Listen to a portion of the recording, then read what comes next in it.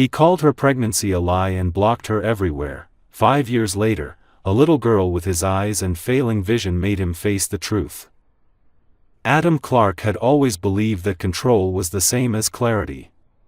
If something didn't fit into the structure he trusted, he dismissed it as noise, as manipulation, as a distraction from the order he had built his life upon. That belief had carried him through boardrooms, negotiations, and hostile takeovers, shaping him into a man others admired and feared in equal measure. It was that same belief that made him laugh when Emily Rose stood in front of him that evening, her hands trembling slightly as she spoke a single word that changed everything for her and meant nothing to him at the time. Pregnant. The word hung in the air between them, fragile and exposed. Adam leaned back in his chair, crossing his arms slowly, studying her the way he would have failed proposal. Emily looked exhausted, her dark hair pulled back too tightly, her blue eyes too honest for a lie she hadn't rehearsed. She wasn't dramatic. She wasn't crying. That, more than anything, irritated him. "You expect me to believe this?" he asked, a thin smile forming at the corner of his mouth. "After everything, this is what you come up with?" Emily swallowed, forcing herself to remain steady. "I'm not coming up with anything," she said quietly. "I took the test. I went to the doctor. I'm telling you because you deserve to know." Adam shook his head, already standing, pacing toward the window of his office as if the conversation were a nuisance he needed to walk off. Outside, the city glowed with evening lights, obedient and predictable. Inside, something messy had intruded. "This is exactly how people trap men like me," he said without turning around. "Fear, guilt, obligation. I've seen it too many times." "I'm not asking you for money," Emily replied, her voice barely louder than a breath. "I'm not asking you for anything. I just thought you should know." That made him turn. His blue eyes were cold now, sharpened by certainty. "That's the lie," he said. "You don't say it directly, but that's the point. You want something. Everyone does." Emily felt something inside her crack, not loudly, but deeply. She had imagined many reactions in the weeks leading up to this moment. Shock. Silence. Even anger. What she hadn't imagined was being reduced to a stereotype so quickly, so completely, without a single question asked. "I loved you," she said, the words escaping before she could stop them. "I wouldn't do this." Adam laughed again, shorter this time, without humor. "Love doesn't make people honest. It makes them desperate."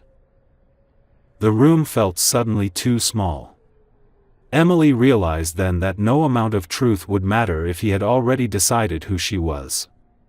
She took a step back, her hand instinctively resting on her stomach, a gesture Adam noticed and misinterpreted immediately. "Don't," he snapped. "Don't start acting." That was the moment she understood there was nothing left to say. She didn't cry. She didn't argue. She simply nodded once, accepting a verdict she had never been allowed to defend herself against. When she turned to leave, Adam was already on his phone, his attention shifting away from her as if she were a closed file. By the time Emily reached the elevator, her hands were shaking uncontrollably. She pressed her forehead against the cool metal wall as it descended, breathing through the panic rising in her chest. She told herself she would be strong. She told herself she didn't need him. She told herself many things that felt untrue but necessary. That night, Adam blocked her number. Then her email. Then every possible channel where her name might appear. He erased her efficiently, methodically, convinced that he had just avoided a costly mistake. He went to bed believing he had won.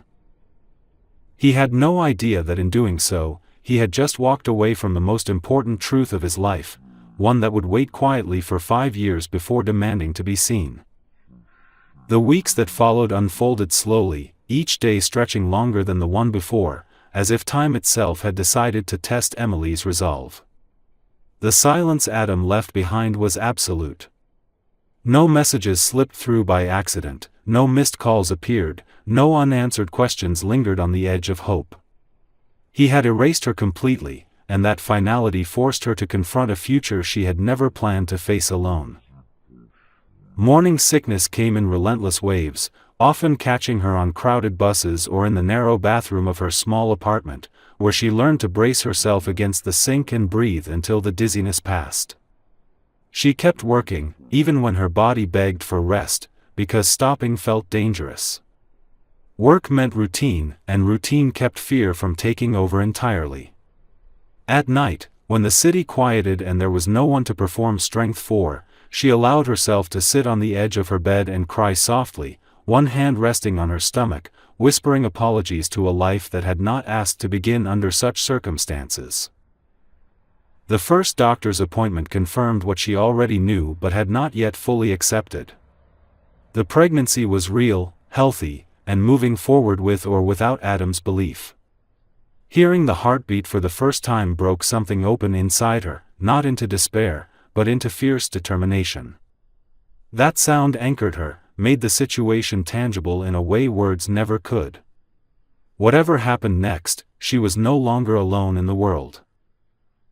As months passed, her body changed, and with it came a new kind of awareness. Strangers offered seats on public transport. Co-workers asked polite questions she learned to answer vaguely. She avoided conversations about fathers and families, not out of shame, but because explaining felt exhausting. Every explanation carried the risk of reopening wounds she was trying to keep stitched together. Emily downsized her life without ceremony. She moved into a smaller apartment closer to work, sold things she no longer needed, learned to budget with precision. She became intimately familiar with numbers, schedules, and limits, and in that process, she discovered a strength she hadn't known she possessed. It wasn't the loud kind. It was quiet, persistent, and unwavering. The birth came on a rainy night, after hours of labor that left her shaking and disoriented. When she finally held her daughter, everything else receded into the background. The world narrowed to the warmth of a tiny body against her chest, to pale blonde hair damp with sweat, to a pair of blue eyes that opened briefly before closing again. Emily named her Lily, the name arriving naturally, as if it had always been waiting. Those first months were the hardest. Sleep became fragmented, days blurred together, and exhaustion settled into her bones. She learned to function on instinct, responding to Lily's cries with automatic tenderness even when her own energy was depleted. There were moments when fear crept in quietly, late at night, whispering questions about the future, about money, about whether love would be enough. Each time, Emily pushed back, reminding herself that love was the only thing that had never failed her. As Lily grew, Emily noticed small things that filled her with wonder and ache in equal measure. The way Lily's eyes followed light. The way she reached for familiar sounds. The way her smile appeared suddenly, without warning, and erased entire days of worry. Those moments made the absence of Adam feel heavier, not because Emily wanted him back, but because Lily deserved answers she could not yet give. She never tried to contact him again. Not out of pride, but out of acceptance. She understood now that belief could not be forced, and neither could responsibility. If Adam ever reappeared, it would have to be because he chose to see the truth on his own.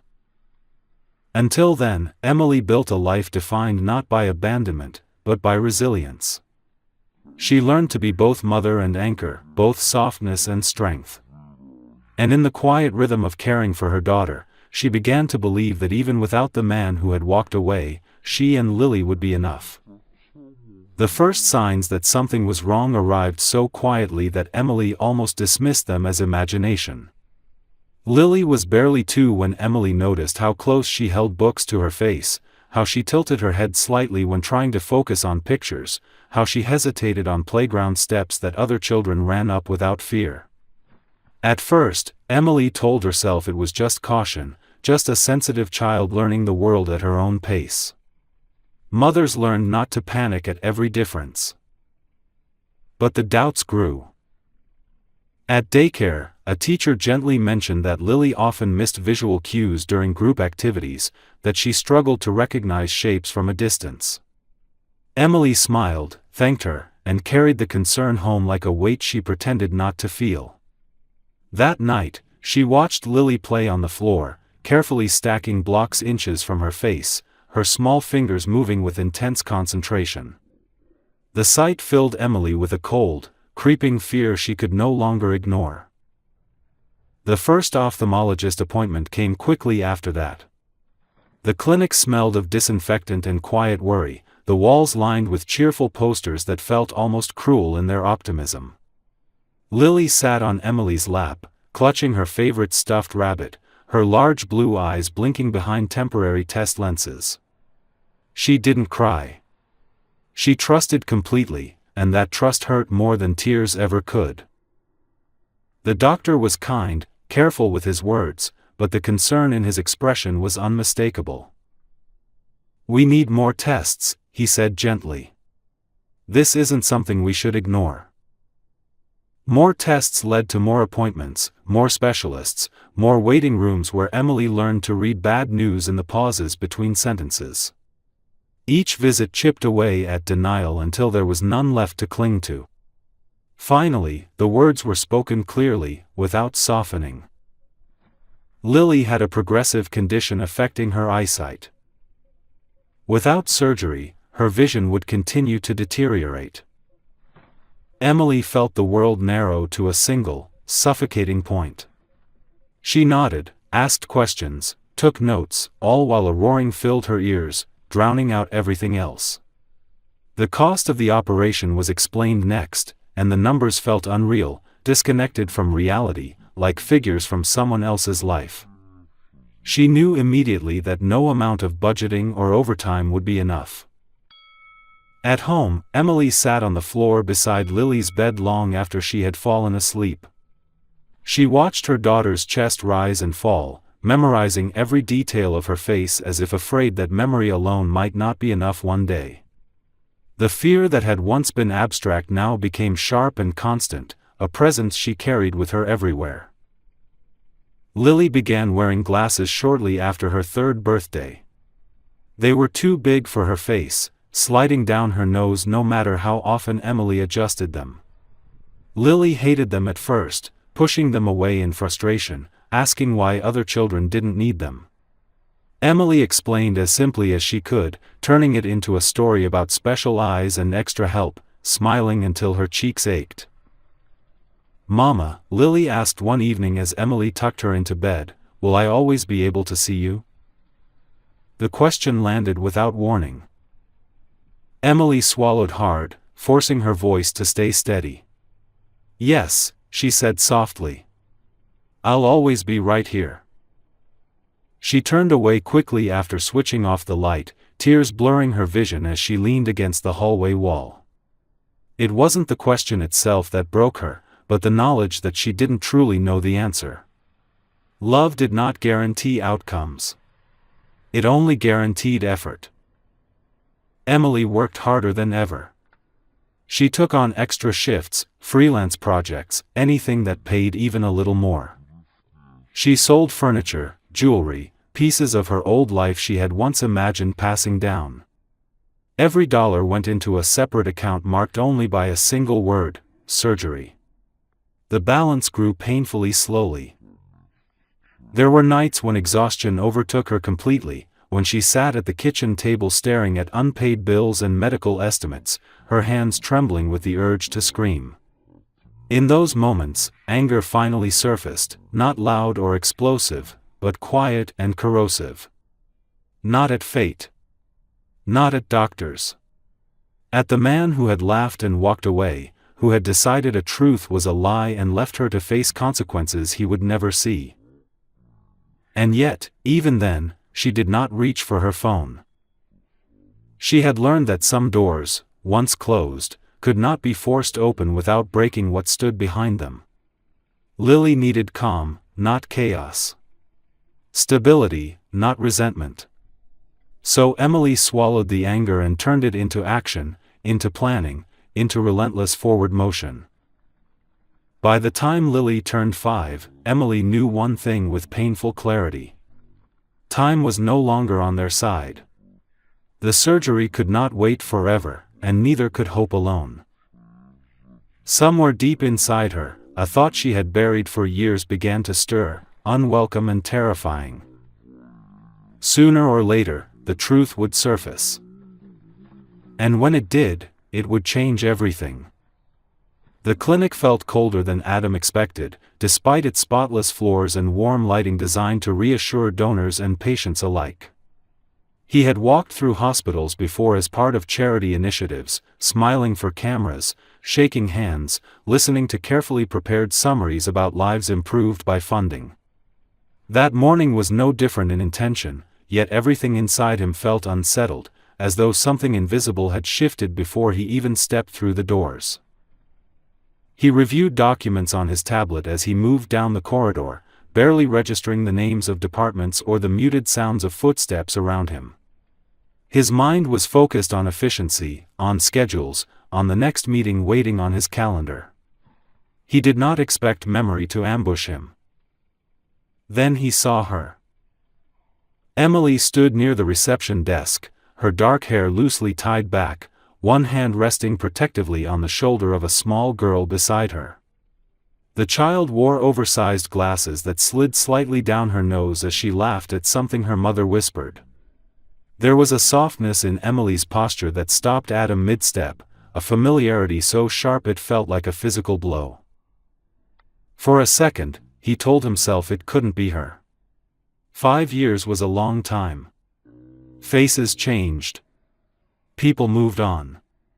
But then Emily turned her head, and there was no doubt left to cling to. Those same blue eyes met his briefly before widening in recognition, and Adam felt the world tilt. The child turned with her.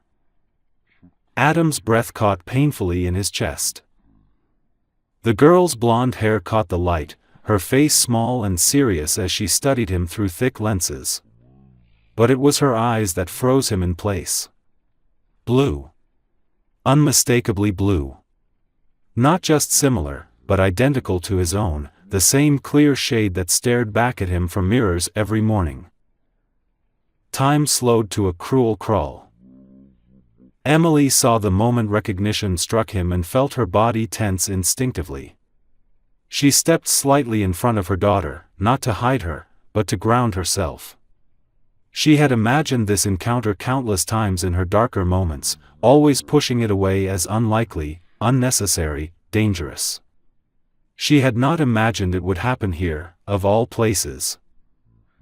"Lily," she said softly, placing a reassuring hand on the girl's back. "Go sit for a moment, okay?" The child hesitated, sensing the tension, then nodded and walked toward a nearby chair, swinging her legs gently as she waited. Emily turned back to Adam, her expression guarded but composed. "Emily," he said, her name unfamiliar on his tongue after so many years. His voice sounded distant even to himself. "What are you doing here?" She studied him briefly, as if deciding how much truth he deserved. "I have an appointment," she replied evenly. Adam glanced at the waiting area, at the children and parents scattered throughout, then back at Lily. The connection he had tried to deny began tightening its grip, forcing logic and memory into alignment. Dates. Ages. The night he had laughed and blocked her everywhere. His hands curled slowly into fists. "That's your daughter?" he asked, though the question felt almost ridiculous even as he spoke it. Emily didn't answer right away. She looked over at Lily, at the way the girl leaned forward to squint at a picture book, her glasses slipping again. When she spoke, her voice was calm, but there was something unyielding beneath it. "Yes," she said. "She's 5. Adam's pulse thundered in his ears. "And her father?"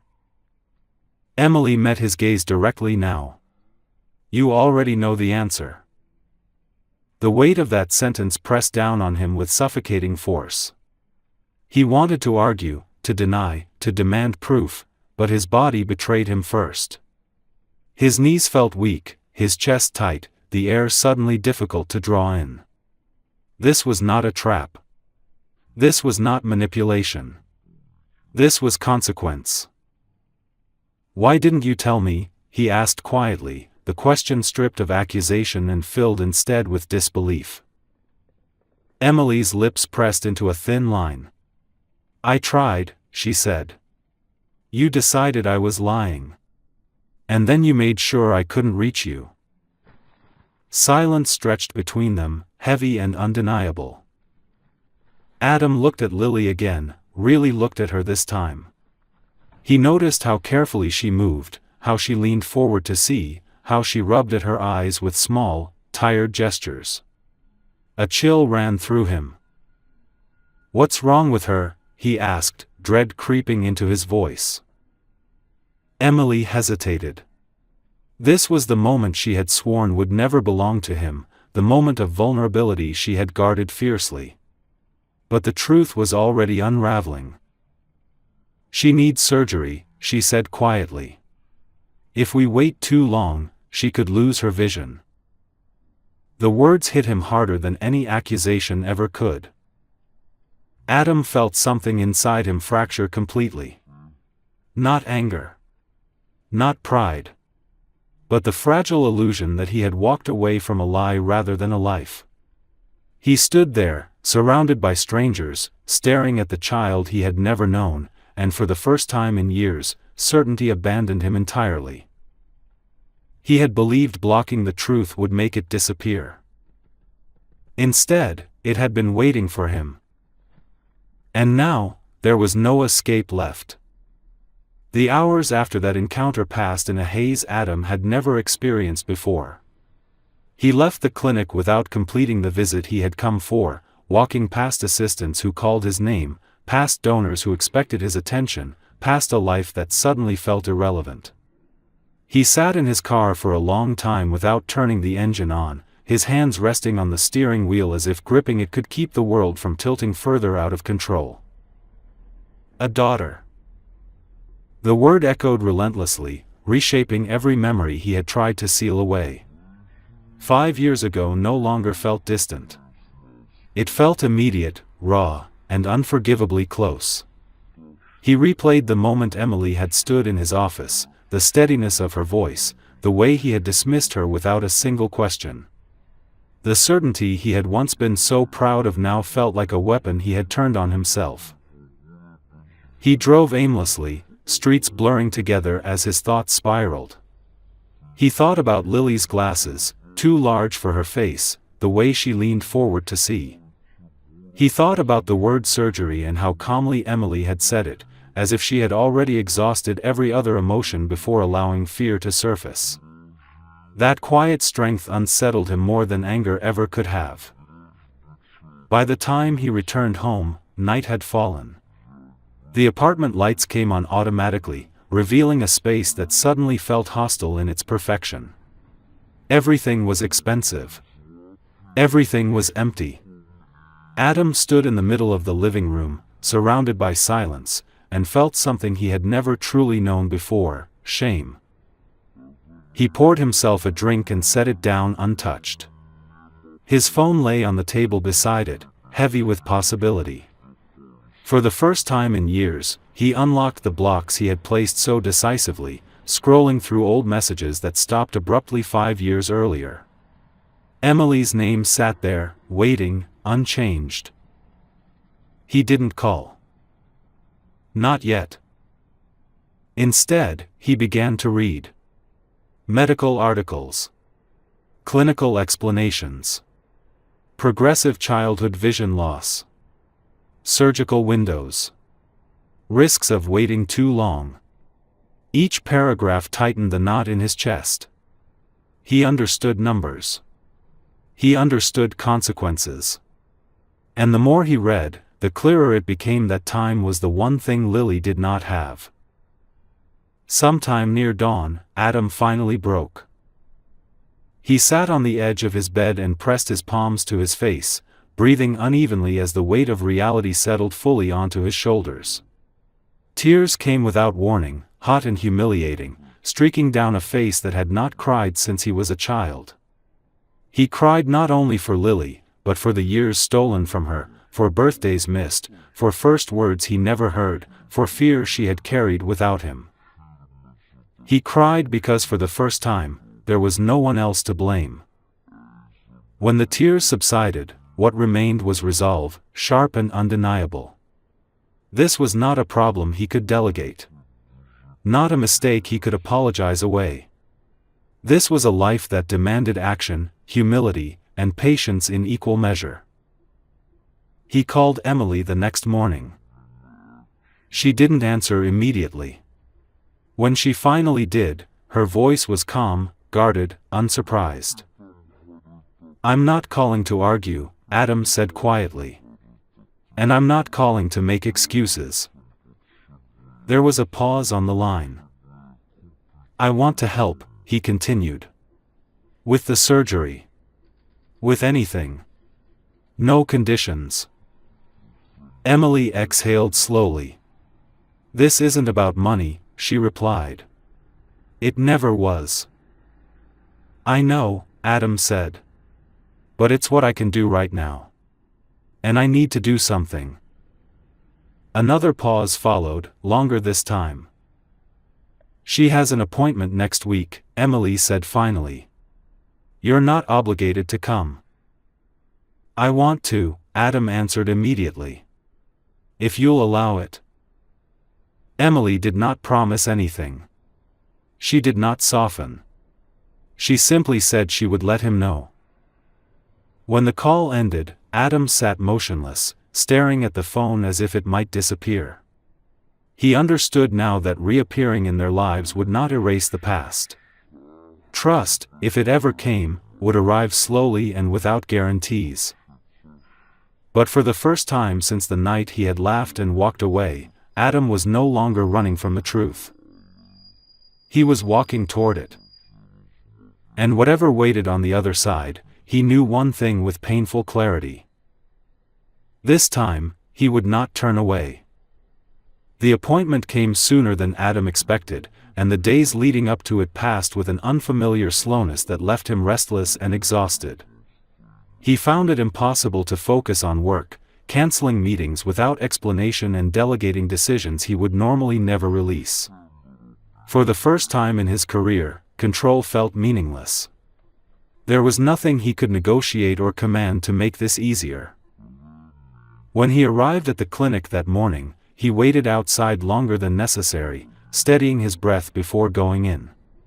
He did not want Lily to see tension in his face, even if she did not yet understand who he was to her. Emily arrived a few minutes later, holding Lily's hand, her movements calm and purposeful. She acknowledged Adam with a brief nod, neither warm nor cold, simply factual. Lily looked up at him with curiosity, her blue eyes magnified behind her glasses. "You're the man from before," she said matter-of-factly. Adam crouched slightly, careful not to invade her space. "Yes," he replied softly. "I'm Adam." She considered this, then smiled politely, as children often did when unsure how much attention to offer. Emily guided her toward the examination room, and Adam followed a step behind, acutely aware of his position on the edge of their world. The consultation was thorough and uncomfortably detailed. The surgeon explained the procedure, the risks, the narrow window in which the operation would be most effective. Adam listened closely, absorbing every word, every statistic, every consequence of delay. He watched Emily take notes, her expression composed but tight around the eyes, and understood that she had carried this burden alone for far too long. When the surgeon mentioned cost, Adam spoke without hesitation. "I'll take care of it," he said. His voice was firm, not performative. Emily turned to him slowly. "We'll discuss that later," she said quietly, reclaiming control of the moment. Lily swung her legs from the chair, oblivious to the gravity of the conversation. "Will it hurt?" she asked suddenly. The room went still. The surgeon answered gently, explaining in terms meant to reassure. Adam watched Lily's face carefully, noting the way her fingers tightened around Emily's hand. He reached out instinctively, then stopped himself, waiting for permission that might never come. After the appointment, they walked outside together. The air was crisp, sunlight catching on the edges of Lily's hair. Adam felt the urge to say something important, something that might bridge the distance between them, but every word felt inadequate. Lily solved the problem for him. "Do you know how to draw?" she asked. Adam blinked, startled. "Not very well," he admitted. "That's okay," she said seriously. "I'm still learning too." Something in his chest loosened at that simple acceptance. Over the next weeks, Adam began to see them more often, always on Emily's terms. Sometimes it was just a short walk after Lily's appointments, sometimes a quiet hour at a cafe where Lily colored while the adults spoke carefully around her. Adam learned to exist without demanding a role, to listen more than he spoke, to accept correction without defensiveness. Lily warmed to him slowly. She asked him questions about the world, about his job, about why buildings were so tall and why adults seemed so tired. Adam answered honestly, without exaggeration, discovering that honesty felt far less exhausting than performance.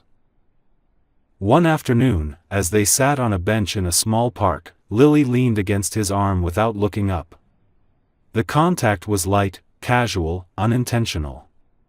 Adam didn't move. He barely breathed. The weight of that trust settled into him with quiet intensity. Emily noticed. That evening, after Lily had fallen asleep, Emily stood by the window while Adam waited near the door, unsure whether to leave or stay. "She's not afraid of you," Emily said finally. "That matters." "I'm afraid," Adam admitted.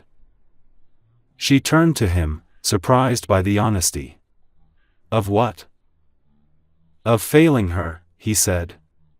"Of not being enough." Emily studied him for a long moment, then nodded once. "Good," she said. "That means you understand what's at stake." As Adam left that night, the city felt different. Not smaller, not softer, but more real. He understood now that being present was not about grand gestures or fixing everything at once. It was about consistency, humility, and accepting that trust would come only if he earned it day by day. And for the first time, that felt like a responsibility he was ready to carry. The surgery date was set, and from that moment on, time seemed to tighten around all of them. Every day carried a quiet urgency that no one said out loud, as if naming it might make it worse. Emily moved through her routines with even more precision than before, keeping Lily's days predictable and calm, while Adam adjusted his entire life around the fragile countdown without announcing the changes to anyone. He began arriving early, not because he was needed, but because he wanted Lily to see him before fear had a chance to settle in. Sometimes he brought simple things, a small coloring book, a new set of pencils, a story he had looked up online and practiced reading in advance so he wouldn't stumble over the words. Lily accepted these offerings without ceremony, more interested in the attention than the objects themselves. One afternoon, as they sat together in the hospital waiting area for pre-surgery tests, Lily leaned closer to him and whispered, "If I don't see well for a little while, will you still come?" The question was quiet, almost casual, but it cut through him with brutal clarity. "Yes," Adam said immediately, lowering his voice to match hers. "I'll be there before, and I'll be there after. I'm not going anywhere." She studied his face carefully, searching for something only children seemed able to see, then nodded and rested her head against his arm. Adam stayed perfectly still, aware that this was not a moment to fill with words. It was a moment to simply exist. Emily watched them from across the room, her heart tightening in a way that was both painful and unfamiliar. She had prepared herself to manage Lily's fear alone, as she always had, but seeing Adam there, steady and unassuming, shifted something inside her. It did not erase the past, but it softened its sharpest edges. The night before the surgery, Lily couldn't sleep. Emily sat beside her bed, stroking her hair, answering the same questions again and again with practiced calm. When Lily finally drifted off, Emily stepped into the kitchen and found Adam standing there, staring out the window as if the city lights might offer answers. "I don't know how to do this," Emily admitted quietly. "I've been strong for so long, but tonight I don't feel strong at all." Adam turned toward her slowly. "You don't have to be," he said. "Not alone." She hesitated, then nodded, allowing herself to lean against the counter as the weight of exhaustion finally caught up with her. For the first time in years, she let someone else stand close without bracing for disappointment. The morning of the surgery arrived too quickly. Lily was brave in the way only children could be, trusting and terrified all at once. Adam walked beside her as she was taken down the hallway, his hand holding hers until the last possible moment. When the doors closed behind her, something inside him broke open, leaving fear exposed and unguarded. The hours that followed were the longest of his life. Emily and Adam sat together in silence, occasionally exchanging small, grounding comments, neither daring to speculate or hope too loudly. When the surgeon finally appeared, removing his mask with a tired smile, Adam stood so quickly his chair nearly fell over. "The surgery went well," the doctor said. "We're optimistic." Emily covered her mouth, tears spilling freely now, while Adam felt his knees weaken with relief so intense it was almost painful. He didn't celebrate. He didn't speak. He simply closed his eyes and breathed for the first time in hours. When they were finally allowed to see Lily, she was groggy and pale, but alive and smiling faintly. "Hi," she murmured. Adam laughed softly through tears he didn't bother to hide. "Hi," he answered back. As they stood there together, watching Lily sleep again, Adam understood something with absolute clarity. This was no longer about redemption or fixing a mistake. It was about staying, even when fear threatened to undo him.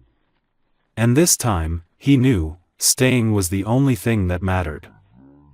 Recovery did not happen overnight, and in that slowness there was both exhaustion and hope. The days after the surgery blurred together into a careful routine of medications, follow-up visits, and quiet rest. Lily wore a protective bandage over one eye, moving cautiously through familiar spaces as if rediscovering them piece by piece. Adam stayed nearby without hovering, learning how to be present without overwhelming, how to offer help without taking control. Emily watched him closely during those weeks, noticing details she could not ignore. He remembered medication schedules without reminders. He lowered his voice instinctively around Lily, as if sound itself might disturb her healing. He asked questions when he didn't understand, rather than pretending he did. It was not perfection that impressed her, but consistency, the kind that didn't fade when no one was watching. As Lily grew stronger, small moments began to surface that felt almost miraculous. One afternoon she stood by the window, squinting slightly, then laughed in surprise. "Mom," she said, pointing, "the leaves are moving." Emily's breath caught painfully in her chest. Adam stood behind them, frozen, watching the scene as if afraid to break it. That simple observation, so ordinary to most, felt like a victory hard-earned and fragile. Weeks later, at a follow-up appointment, the doctor confirmed what they had dared to hope. Lily's vision was stabilizing. With time and care, she would be able to see normally. The relief was overwhelming. Emily cried openly, no longer holding herself together through sheer will. Adam rested a hand on her shoulder, steady and supportive, asking nothing in return. For the first time, she did not pull away. Life began to widen again after that. Lily returned to school, proudly showing off her brave eye and explaining to classmates that doctors had fixed something very important. She drew pictures again, this time standing farther from the page, her lines more confident. Adam attended school meetings quietly, sitting in the back, listening, absorbing a role he was still learning how to fill. One evening, as Lily worked on a puzzle at the table, she looked up suddenly. "You're my dad," she said, not as a question but as a statement of fact. Adam's chest tightened. "If you want me to be," he replied carefully. "I do," she said simply, then returned to her puzzle as if nothing monumental had just occurred. Emily turned away, blinking rapidly, overcome by a rush of emotion she had no words for. She had prepared herself for many possible endings to this story, but not this quiet, unforced acceptance. Later that night, after Lily had fallen asleep, Emily and Adam sat together in the dim light of the living room. The city hummed softly outside, distant and unconcerned. "I was wrong about you," Emily said at last. Adam didn't rush to accept forgiveness he hadn't earned. "I was wrong first," he answered. "And worse." She nodded, acknowledging the truth of it without reopening old wounds. "I don't need promises," she said. "I need honesty. And presence." "You'll have both," Adam replied, his voice steady. "As long as you'll let me." They didn't define what they were becoming. They didn't rush toward labels or expectations. They allowed the future to unfold gradually, built not on fear or resentment, but on proof. Months later, Lily ran across the park toward Adam without hesitation, her laughter clear and confident. He caught her easily, lifting her into the air as Emily watched from a bench nearby. The scene felt ordinary, and that ordinariness was its greatest gift. Adam had once decided that pregnancy was a lie and erased the truth without hesitation. 5 years later, he understood that the greatest deception had been the one he told himself. And in choosing to stay, to see, and to believe, he found something he never knew he had been missing. A family.